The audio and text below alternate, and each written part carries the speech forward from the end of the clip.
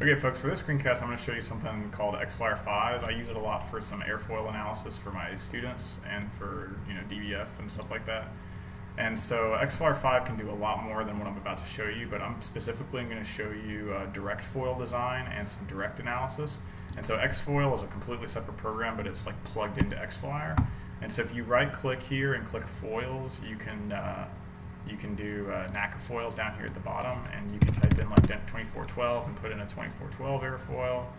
You can do just a 0012, and that's a symmetric airfoil here. You can look at the data points for each one. You can even show the center line. So you look at like the symmetric airfoil, the center line is just right on the x-axis, but then the cambered airfoil, that center line is different. It gets kind of cluttered when you do all that, so I'm going to leave that off. Now the cool thing is if you go to airfoiltools.com, you can actually download some airfoil. So here's an N10 airfoil, and if you actually want to pull it into XFLR, you can just hit this open button. That's after you save it, of course. You need to save it to the desktop. Just make sure to save it as a .dat file, like this. And it's going to ask me like, hey, did it already exist? Do you want to replace it? Because I've already done this before I did this video.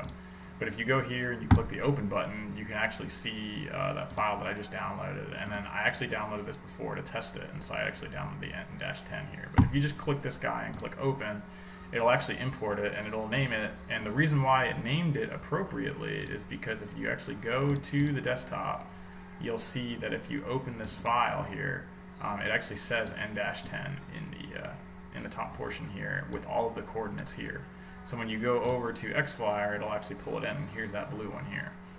So now that we have our airfoils, what we can do is we can actually go over here to XFoil direct analysis, and it'll pull up all of these different plots here. And so what we want to do is we want to go to batch analysis, and we want to click the foil list, and I'm just going to click all of these and hit OK. And so it's going to do all of these. And then you need to get the Reynolds number min and max. And so Reynolds number is the density of air, which is 1.225, so 1.225 times the speed that you're traveling at. So if this is a UAV, say 15 meters per second, times the chord length. And so if I'm designing an aircraft that's for design, build, fly, and it's got like a 6-foot wingspan, maybe 5-foot wingspan, maybe it's like half a foot.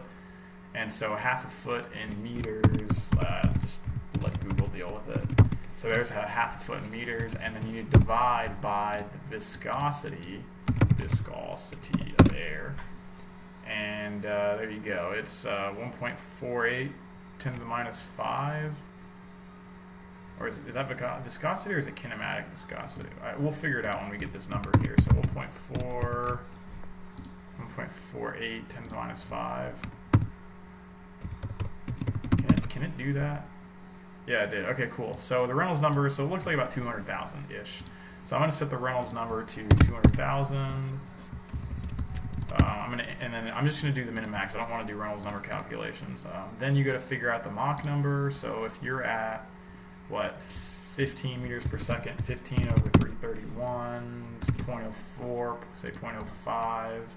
I like nice whole numbers, or nice decimals. And then I'm going to do an angle of attack sweep from minus 12 to 12. I'm actually going to go from minus 20 to 20 because at least on these NACA airfoils, it should be able to predict stall pretty well. So I'm going to hit analyze. This is going to take quite a while because it's going to do an angle of attack sweep for every single airfoil. And then here's like it converging, everything like that. If you notice, there's like some limit cycles and it actually doesn't converge. So you have to take some of these data points with a train of salt to determine if they're good or not. Cool. So let's look at some of these. So if we can we view? I'd like to view these one at a time. I'm gonna pause the video for a second. All right, guys, I couldn't figure it out, so I'm just gonna go with it. You're just gonna have to zoom in on your screen. So this is probably the chart that I believe the most, and this is the lift coefficient as a function of angle of attack. And so if you look at the key over here, the green line is the 0012. And so when the angle of attack is 0, you get no lift, which makes complete sense. The cambered 2412 airfoil gets a little bit more lift at 0 angle of attack. And then the N10 airfoil looks like it's awesome. It's getting like 0.6 lift coefficient at 0 angle of attack.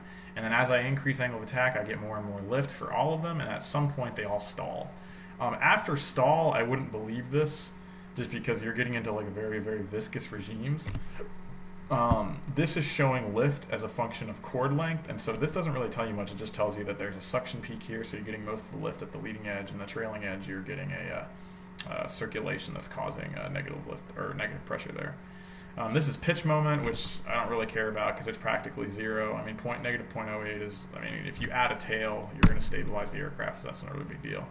The lift-to-drag ratio is pretty cool. You're never going to actually get 60 or 40 on a real aircraft, because a real aircraft is going to have tip loss effects, and then your fuselage is going to generate a bunch of drag with no lift. And so this is going to come down significantly, but it does show you that the N10 and the 2412 have the best lift-to-drag ratio. And again, these like weird spikes, like I don't really believe these very much. But what this does do, it gives you a general idea of some trends of like what the zero lift coefficient is, what the lift curve slope is. And then over here, you can actually look at the drag polar, so you can see the zero lift drag coefficient for all of them, and then as lift increases, what happens to drag. And again, after like these weird high frequency spikes, like I wouldn't even believe this. So I would only trust the graph like in these two buckets here. If you look, this green line is the symmetric airfoil, and so that drag polar is perfect. The 2412 is it's cambered, so it's offset a little bit, and that N10 is a very weird airfoil, and there's like a lot of little bumps and stuff like that. So I think that's everything that at least I use this program for. I basically take the sectional lift and drag coefficients, convert those to wing coefficients, and then do my performance analysis from there. Hope you enjoyed this video, and post in the comments if you have any specific questions.